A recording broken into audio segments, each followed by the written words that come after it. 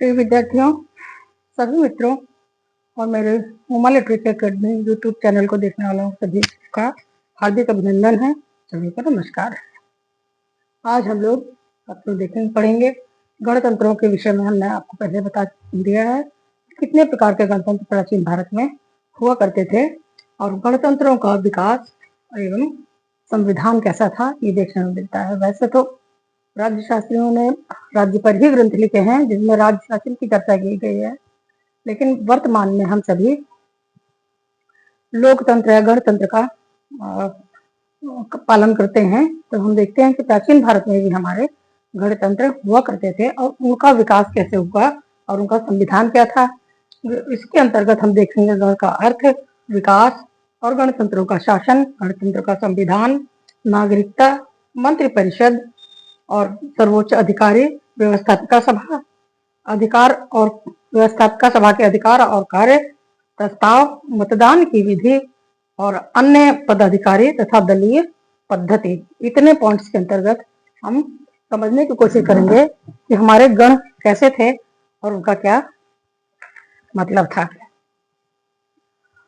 साथियों, हम वर्तमान की तरह तो नहीं कह सकते हैं कि जैसे वर्तमान में गणतंत्रों की व्यवस्था है बिल्कुल वैसी की वैसी नहीं थी, थोड़ा फर्क था जरूर, लेकिन फिर भी गण का अर्थ ही होता है कि जनता द्वारा जनता के लिए और जो चुना जाए राज्य वही गणतंत्र होता है। जिसको हम जनतंत्र और लोकतंत्र भी दूसरी भाषा में कह सकते हैं। सबसे पहले गण का अर्थ देख लेते हैं। गण का अर्थ एक विशिष्ट राज्य व्यवस्था है जो राज्य तंत्र से बिल्कुल भी भिन्न है। गण शब्द को स्पष्ट करते हुए डॉक्टर जायसवाल ने लिखा है कि गण शब्द का मुख्य अर्थ है समूह, क्योंकि हम देखिए गिनती कर सकते हैं, हम जिसकी गिनती की जाए, गणना की जाए, गणना अर्थात एक से अधिक हो, जहां पर शासन तंत्र को चलाने वाले एक से अधिक लोग हों, उसे ही गण और तंत्र माने सिस्टम या व्यवस्था कहते हैं, समूह की व्यवस्था। और इसीलिए गणराज्य का अर्थ होगा समूह द्वारा संचालित राज्य अथवा बहुत से लोगों द्वारा होने वाला शासन। बौद्ध ग्रंथों में गण की प्रथानुसार भिक्षुओं की गणना का उल्लेख मिलता है। साथ ही बौद्ध साहित्य में गण पूरक का उल्लेख आता है। गण पूरक उस अधिकारी को कहते हैं थे जो कार्यवाही आरंभ होने के पूर्व यह देखता था गण की नियमानुकूल संख्या की पूर्ति हो गई अथवा नहीं। स्पष्ट है कि गण का अभिप्राय लोगों के समूह अथवा समाज से होता था। इस प्रकार गण राज्य उस शासन को कहते थे जो बहुत से लोगों के समूह अथवा पार्लियामेंट या सीनेट के द्वारा चलाया जाता था। प्रजातांत्रिक राज्यों का शासन उन्हीं के द्वारा होता था, इसलिए गण का अर्थ स्वयं प्रजातंत्र राज्य भी हो गया। यहाँ पर आप देख लेते हैं गणतंत्रों का हम विकास। गणतंत्रों के विकास क्रम के निर्धारण में मुख्यतः दो मत प्रचलित हैं। एक मत के अनुसार भारतीय गणतंत्रों के विकास को दो वर्गों में विभाजित किया जा सकता है। छात्रों, हम आपको बहुत सारे गणतंत्र ग्रीक विवरणों में वर्णित गणराज्य, पाणिनि की अष्टाध्यायी में वर्णित गणराज्य और संघ गणराज्य और बुद्धिस्ट इंडिया से लिए हुए रीड डेविड्स की पुस्तक से लिए हुए 10 प्रमुख गणराज्यों के बारे में सबके नाम हम आपको पहले ही बता चुके हैं। यहाँ पर संक्षेप में फिर से रिपीट कर देते हैं कि मौर्य काल से पहले तथा मौर्य काल के पश्चात जो भी गणराज्य थे दो भागों में बांटा है। पहले वर्ग का समय 325 ईस्वी तक तथा दूसरे वर्ग का समय 175 ईस्वी से 175 ईसा पूर्व से 325 ईस्वी तक, अर्थात गुप्तों के पहले तक। पहले वर्ग के गणराज्यों में लिच्छवियों, शाक्यों तथा यूनानी लेखकों द्वारा वर्णित पंजाब और उत्तर पश्चिमी भारत के गणतंत्रात्मक नगरों की गणना की गई है तथा मौर्योत्तर युग के राज्यों में यौधेय, मालव आदि प्रसिद्ध गणराज्य स्वीकार किए गए हैं, अर्थात ये मौर्यों के बाद भी मौजूद थे। विद्वानों के अन्य वर्ग गणराज्यों के विकास को कालक्रमानुसार 3 भागों में विभाजित कर देते हैं। कई विद्वान इसे 3 भागों में विभाजित करते हैं। पहला है 6ठी शताब्दी ईसा पूर्व से 450 ईसा पूर्व तक। इसमें रीड डेविड की पुस्तक बुद्धिस्ट इंडिया में बताए गए प्रसिद्ध 10 गणराज्य आते हैं। दूसरा जो भाग किया गया है उसका समय है 350 ईसा पूर्व से 300 ईसा पूर्व तक, यानी 50 वर्ष का टाइम उसको दिया गया है। इसमें पाटल, अराट, मालव, शूद्रक, संबष्टई, आगलसोई तथा निरसाई गणराज्य बताए गए हैं। और उसके बाद 150 ईसा पूर्व से 350 ईस्वी तक का जो समय है तीसरा वर्ग में, इसमें यौधेय, मालव, कुलिंद तथा वृष्णि संघ आदि गणराज्यों के अस्तित्व को स्वीकार किया गया है। अब हम गणराज्यों का शासन देख लेते हैं। प्राचीन भारत के गणतंत्रीय राज्यों की शासन प्रणाली का क्रमबद्ध तथा विस्तृत विवरण उपलब्ध नहीं है। प्रतीत होता है कि तत्कालीन भारत में गणतंत्रीय शासन प्रणाली राजतंत्रीय शासन प्रणाली से अधिक भिन्न नहीं थी। फिर भी दोनों में कुछ प्रमुख अंतर दो अंतर प्रमुख बताए गए हैं। पहला, गणतंत्रीय प्रणाली के राज्यों में राज्य सत्ता का विकेंद्रीकरण होता था, अर्थात राज्य सत्ता किसी एक व्यक्ति के हाथ में नहीं होती थी, जैसा कि राजतंत्र में राजा के हाथ में था। रिमोट कंट्रोल किसी एक व्यक्ति के हाथ में नहीं होता था और स्थानीय सामाजिक तथा आर्थिक संस्थाओं को पर्याप्त अधिकार भी प्राप्त होते थे। दूसरा जो बताया गया है इसका अंतर कि गणतंत्रीय राज्य अपेक्षाकृत छोटे होते थे, जबकि राज्य और साम्राज्य और जनपद बड़े बड़े होते थे। गणतंत्रीय राज्यों के अधिकार केंद्र और संस्थाओं में विभाजित थे। जो उनके अधिकार थे वे केंद्र का अधिकार और संस्थाओं के अधिकार में अलग अलग देखे जाते थे, परंतु सर्वोच्च सत्ता का उपभोग केंद्र द्वारा किया जाता था। तो इसी तरह देख लेते हैं कि एक अन्य महत्वपूर्ण तथ्य ये भी है कि तत्कालीन सामाजिक संगठन का ढांचा ऐसा था जिस पर राज्य की शासन प्रणाली, चाहे गणतंत्र हो चाहे राज्यतंत्र हो, जो शासन प्रणाली होती थी उसका विशेष प्रभाव नहीं पड़ता था। अर्थात सामान्य जनता सामान्य जीवन जीती रहती थी, उससे फर्क नहीं पड़ता था कि केंद्र में गणतंत्र है या फिर राजतंत्र है। कुल या जाति की परंपराएं और नियम, जिन्हें कुल धर्म या जाति धर्म कहा जाता था, गणतंत्रीय और राजतंत्रीय व्यवस्था को समान रूप से मान्य थे। दोनों ही प्रकार के शासन व्यवस्था में यह मान्य थे। इसी प्रकार आर्थिक श्रेणियां, निगम, संघ आदि के नियमों को भी सभी राज्य मान्यता देते थे, चाहे वो गणतंत्र हो चाहे राजतंत्र हो। प्रत्येक ग्राम की ग्राम संस्था भी अपनी व्यवस्था और न्याय के क्षेत्र में पर्याप्त स्वतंत्र थी। इन कारणों से राज्य की सामान्य दशा में हस्तक्षेप करने का कोई अवसर प्राप्त नहीं हो पाता था। अतः जनसाधारण को राज्य के रूपांतरण की चिंता नहीं थी, क्योंकि राज्य रूपांतरण का बहुत कम प्रभाव साधारण जनता पर पड़ता था। अब गणराज्यों के संविधान को देख लेते हैं। प्राचीन भारतीय गणराज्य आकार, प्रकार और भौगोलिक परिस्थितियों के कारण एक समान नहीं थे, अतः उनके संविधान भी सैद्धांतिक और व्यवहारिक रूप से एक दूसरे से भिन्न हुआ करते थे। कुछ संविधान प्रत्यक्ष प्रजातांत्रिक पद्धति के अनुसार थे, तो कुछ कुलीन तंत्रीय शासन पद्धति के अनुसार हुआ करते थे। कुछ संविधान एकात्मक शासन पद्धति पर आधारित थे, तो कुछ में प्रजा के संघों को अधिक स्वायत्तता प्राप्त थी। कुछ गणराज्यों में एक अध्यक्ष की व्यवस्था थी तथा कुछ गणराज्यों में अध्यक्षों के समूह द्वारा शासन संचालित होते थे, जो संभवतः एक अध्यक्ष को प्रमुख के रूप में निर्वाचित करते थे। इन विभिन्नताओं के होते हुए भी सभी संविधानों में मूलभूत समानताएं हुआ करती थी। अब इनकी नागरिकता देख लेते हैं। गणराज्यों के प्रत्येक व्यक्ति जन्म से समान होता है गणराज्यों में, और वो अपनी योग्यता द्वारा कोई भी पद को प्राप्त कर सकता था। राजवंश का अर्थ उन समस्त क्षत्रियों से है जिनका शासन के लिए अभिषेक होता था, जो जिनका किसी भी पद पर, जैसे मंत्रिमंडल वगैरह होते हैं, इन पर अधिकार होता था, वे सब क्षत्रिय या कहलाते थे और उनका राज्याभिषेक होता था, उनका अभिषेक होता था। और जो स्वयं को राजा कहते थे, अपने आप को, वो बहुत सारे राजा होते थे संविधान गणतंत्रों के अंतर्गत। कुछ राज्यों में संभवतः इन कुलों के प्रतिनिधि ही संघ सभा या राज्य की सर्वोच्च व्यवस्थापिका के सदस्य होते थे। प्रशासकीय अधिकार कुल पुत्रों को प्राप्त थे। वे राजा, उपराजा, सेनापति, भांडागारिक के महत्वपूर्ण पद प्राप्त कर सकते थे। अर्थात अगर कोई ऊंचे पद पर है संविधान के अनुसार, तो उनके पुत्रों को भी, जो उनके कुल पुत्र होते थे, उनको भी कुछ पद अवश्य ही मिल जाते थे। अब राज्य का जो सर्वोच्च अधिकारी था उसके बारे में देख लेते हैं। प्रत्येक गणराज्य में एक सर्वोच्च अधिकारी होता था। संभवतः यह राज्य का नायक, प्रधान, अध्यक्ष अथवा राष्ट्रपति माना जाता था। उसका कार्य शांति और व्यवस्था बनाए रखना था। वह गण या संघ की सभा द्वारा निश्चित अवधि या जीवन काल के लिए निर्वाचित होता था। कभी कभी गण या अध्यक्ष का पद वंशानुगत भी हो जाता था। अध्यक्ष में साहस, बुद्धि, विवेक, पौरुष, अनुभव, धर्मशास्त्रों का ज्ञान आदि गुणों का होना अनिवार्य था। अर्थात उसे विद्वान और समझदार, विवेकपूर्ण अवश्य होना चाहिए।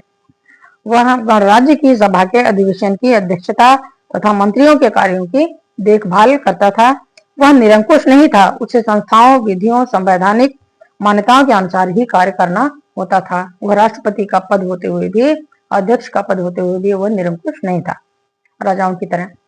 अब आती है मन की मंत्री परिषद। गणतंत्रों की परिषद के सदस्यों की संख्या गणराज्य के आकार पर निर्भर होती थी। ये कतिपय क्षेत्र श्रेष्ठ व कुलीन कुलों में से लिए जाते थे। सामान्य कार्यकारिणी शक्तियां मंत्रियों में निहित होती थी। मल्ल गणराज्यों में 4, लिच्छवी गणराज्यों में 9 तथा लिच्छवी विदेह राज्य संघ में 18 मंत्री थे। इनको हम कैबिनेट स्तर के मंत्री की तरह समझ सकते हैं। मंत्रियों की नियुक्ति संभवतः केंद्रीय समिति द्वारा की जाती थी। लिच्छवी विदेह आदि गणराज्यों में मंत्रियों को राजा भी कहा जाता था। व्यवस्थापिका सभा अब देख लेते हैं। इनके जो कार्यकारिणी थी, कैसे व्यवस्था होती थी गणतंत्रों की, तो उस सभा के बारे में जानते हैं। प्रत्येक गणराज्य की एक व्यवस्थापिका सभा होती थी, जिसे संस्थागार कहते थे। कुलीन परिवारों और संभवतः अन्य वर्गों के प्रतिनिधिगण व्यवस्थापिका सभा के सदस्य होते थे। इस सदस्यों को राजा की और उनके पुत्रों को उपराजा की उपाधि दी जाती थी। लिच्छवियों की व्यवस्थापिका सभा में 7,707 सदस्य बताए गए हैं। ललित विस्तर में कहा गया है कि सभी लिच्छवी अपने को मैं राजा हूं ऐसा कहते थे, समझते थे। व्यवस्थापिका सभा का आयोजन एक सार्वजनिक भवन संस्थागार में किया जाता था। अब इसी व्यवस्थापिका सभा के अधिकार और कार्यों को देख लिया जाता है। गणराज्यों की प्रतिनिधि सभा की सत्ता व अधिकार व्यापक थे। प्रशासन संबंधी सभी अधिकार इसी के पास थे। राज्य किसके पास? व्यवस्थापिका सभा के पास। राज्य के सर्वोच्च अधिकारी जैसे प्रधान सेनापति, मंत्रियों, अधिकारियों आदि की नियुक्ति यही संस्था करती थी। यह राज्य की नीति निर्धारण करती थी। गणराज्य की पर राष्ट्र नीति पर इसका पूरा नियंत्रण था। अर्थात विदेश नीति क्या होनी चाहिए हमारे राज्य की, तो हमारे गणतंत्र की, यह इसका व्यवस्थापिका सभा का ही पूरा कंट्रोल था इस बात पर। संधि विग्रह का निर्णय तथा दूतों की नियुक्ति भी यही संस्था करती थी, सभा करती थी। व्यवस्थापिका का अधिवेशन राजा या गण मुख्य अथवा विनयधार की अध्यक्षता में होता था। इसमें राज्य प्रशासन के विभिन्न विषयों पर वाद विवाद होते थे और बहुमत से निर्णय होता था।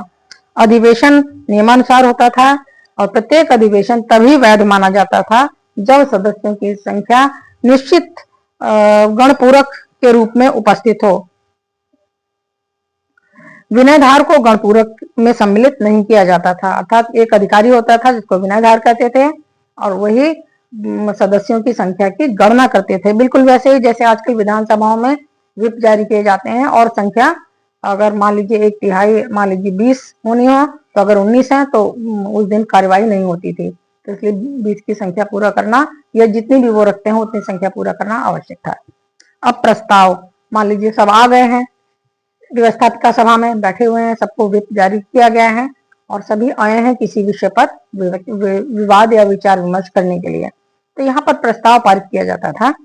जिस विषय पर वाद विवाद होता था उसकी विधिवत घोषणा की जाती थी और प्रत्येक उपस्थित सदस्य को उस पर बोलना पड़ता था। प्रस्ताव पाठ को अनुशासन कहते थे। सिर्फ कभी कभी प्रस्ताव को 3 या 4 बार पढ़ा जाता था। जो सदस्यगण प्रस्तुत प्रस्ताव के पक्ष में होते थे वे मौन रहते थे और जो विपक्ष में होते थे वे भाषण करते थे। अर्थात वो खड़े होकर उसके विरोध में, विपक्ष में अपने बातों को, अपने तर्कों को रखते थे।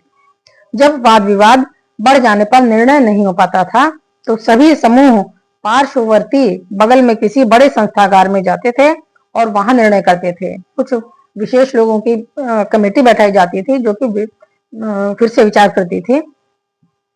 यदि तब भी निर्णय नहीं हो पाता था तो एक समिति नियुक्त करके विषय को उसे सौंप दिया जाता था। इसे उपवाहिका सभा, जिसे हम उद्वाहिका भी बोल सकते हैं, बौद्ध ग्रंथों के अनुसार उपवाहिका सभा कहा जाता था।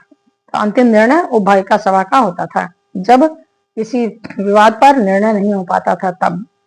अब मतदान की विधि देख लेते हैं। बहुमत प्राप्त करने के लिए, किसी विषय पर बहुमत प्राप्त करने के लिए मतदान अधिकारी या शलाका ग्राहक की नियुक्ति की जाती थी। मतदान करने की 3 विधियां थी। पहली है गुह्यक, जिसको कहते हैं छिपे ढंग से, गुह्यक प्रकार, गुह्य माने छिपा हुआ होता है। दूसरा होता है विवृतक, अर्थात खुले रूप से जो मतदान करे। और तीसरा होता है स्वकर्ण जल्पक, अर्थात मतदाता के कान में बताकर कि कौन सी शलाका उसे लेनी है, चुननी है, या कौन सी पार्टी चुननी है। और अधर्म, असमान व्यवहार, वर्ग द्वेष तथा मतदान पर प्रभाव डालने आदि द्वारा किए जाने वाला मत अवैध माना जाता था। और कभी कभी मतदान अधिकारी द्वारा मतदान का फल स्थगित या निहित कर दिया जाता था। अनुपस्थित सदस्यों के मत प्राप्त करने के लिए भी विधियां थीं। इस प्रकार के मत निर्दिष्ट व्यक्ति के माध्यम से डलवाए जाते थे। अन्य पदाधिकारियों को देख लेते हैं। गणराज्यों में सभापति, पुरोहित तथा महाराजा प्रमुख पदाधिकारी थे। इसके अतिरिक्त विभिन्न विषयों तथा विभागों के अनुरूप अधिकारियों की नियुक्ति की जाती थी। प्रत्येक गणराज्य में कार्य विभाजन के आधार पर 3 प्रमुख विभाग थे। पहला विभाग जो है वो सैन्य संबंधी होता था। इस विभाग का प्रमुख सेनापति कहलाता था, क्योंकि गणराज्यों में सदैव आक्रमण का भय बना रहता था, अतः सेना अनिवार्य थी। दूसरा विभाग आय व्यय संबंधी था। इस विभाग का प्रमुख अधिकारी भांडागारिक कहलाता था। यह आय और व्यय का ब्यौरा निश्चित अवधि पर केंद्रीय समिति तथा राजा के सम्मुख प्रस्तुत करता था। और तीसरा है न्याय संबंधी, न्यायपालिका का है। यह अत्यंत महत्वपूर्ण विभाग था। न्यायालय के अधिकारियों को व्यवहारिक या व्यवहारिक बोल सकते हैं, विनिश्चय, महामात्र तथा सूत्रधार आदि नामों से संबोधित किया जाता था। अब हम न्याय व्यवस्था में अगर हम देखें तो गणराज्यों का आधार व्यक्तिगत स्वतंत्रता थी तथा इससे सुरक्षित रहने के लिए प्रभावशाली न्याय व्यवस्था की स्थापना की गई थी। न्याय व्यवस्था सरल तथा सुलभ थी। वह पक्षपात रहित थी तथा सुचारू रूप से कार्य किया करती थी। न्यायालयों के कई विभाग या स्तर थे। अधिकतर गणराज्यों में कुल न्यायालय थे। इसके अतिरिक्त औद्योगिक संगठनों की श्रेणियों को भी न्यायिक अधिकार प्राप्त थे। प्रारंभिक स्तर की सुनवाई स्थानीय स्तर के न्यायालय में होती थी। असंतुष्ट व्यक्ति उच्च न्यायालय में अपील कर सकता था। तो अपराधी को दोषित प्रमाणित होने पर दंड दिया जाता था। अभियुक्त को अपने बचाव में गवाह तथा प्रमाण प्रस्तुत करने का पूरा अधिकार दिया जाता था।